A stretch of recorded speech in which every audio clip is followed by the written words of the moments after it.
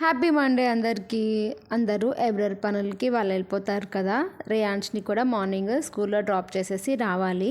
First time నా husband పార్క్కి వెళ్దాం పదా అన్నారు. తన నోటి గుండా హైదరాబాద్ వచ్చిన తర్వాత నుండి ఫస్ట్ టైం అంటున్నారనమాట పార్క్కి వెళ్దామని.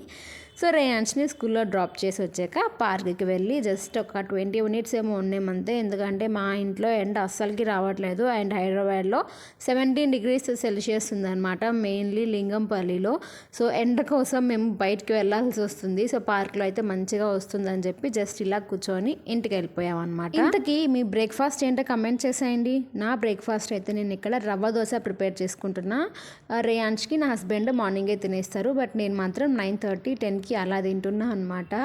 సో అందుకని రవ్వ దోశ ఒకటి తినేసాను. And paneer curry, leftover paneer curry ఉండింది, దాన్ని తినేసి ఆరెంజ్తో నా బ్రేక్ఫాస్ట్ని కంప్లీట్ చేసేసాను. Bye bye.